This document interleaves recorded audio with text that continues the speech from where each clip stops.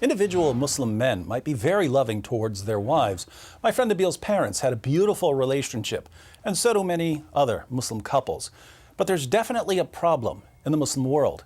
In 2009, the Organization for Economic Cooperation and Development released a report on gender equality and social institutions. They rated countries around the world based on the opportunities women have for education and employment, laws to protect women from physical violence, the percentage of women who are married and or divorced by age 16, and so on. And they found that 11 of the 12 countries with the highest levels of discrimination against women were Muslim-majority countries. A similar study in 2014, conducted by the World Economic Forum using their own criteria, concluded that 19 of the 20 worst countries in the world in terms of the gender gap between men and women were Muslim-majority countries. When you have a problem like this, you have to ask, why do so many Muslim countries have the same problem, namely high levels of discrimination against women? And what these countries have in common is their belief in the Quran. Let's look at 3 verses so we can see the source of the problem. Surah 2, verse 282 of the Quran is a long verse dealing with contracts, but there's an interesting part in the middle of the verse that says, "And get 2 witnesses out of your own men, and if there are not 2 men available, then a man and 2 women, such as you agree for witnesses, so that if one of the 2 women, errs, the other can remind her." The Quran says that if 2 men aren't available as witnesses, then get a man and 2 women. Here we find the Islamic principle that the testimony of a woman is worth half the testimony of a man. Why is this? Muhammad explains in Sahih al-Bukhari, where he says that the testimony of a woman is only half as reliable as a man's testimony because women are intellectually deficient. They're stupid. This view of the reliability of a woman's testimony has made it enormously difficult for Muslim women to testify against men in court. According to the New York Times, human rights workers have noted that as many as half of the women who report being raped in Pakistan are charged with adultery.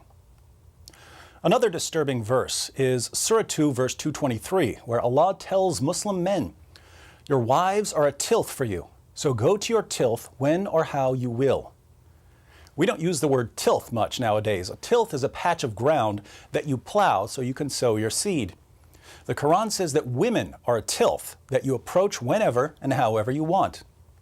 The historical background of this verse, according to Sunan Abu Dawud, is that when Muslims moved to Medina, they began marrying women from Medina, and the women of Medina didn't want to have sex in certain positions. One woman told her husband not to come near her if he wanted sex in these positions.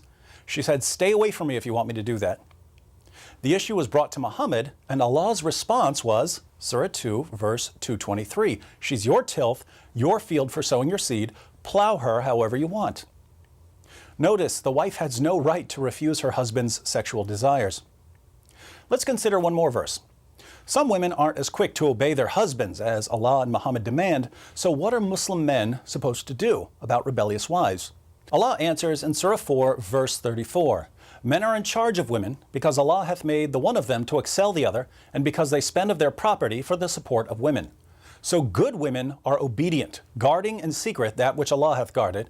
As for those from whom you fear rebellion, admonish them and banish them to beds apart, and scourge them. Then, if they obey you, seek not a way against them." If your wife doesn't obey you, you warn her, banish her to a separate bed, and beat her until she does what you say. A study by Human Rights Watch reports that more than 85% of Afghan women are victims of physical, sexual, or psychological violence or forced marriage, and that more than 60% are victims of multiple forms of violence. Why? Because of the Quran. According to Allah and Muhammad, women are stupid, they're the property of men and have to submit themselves fully to their husbands' sexual whims. Those who don't are to be beaten into submission.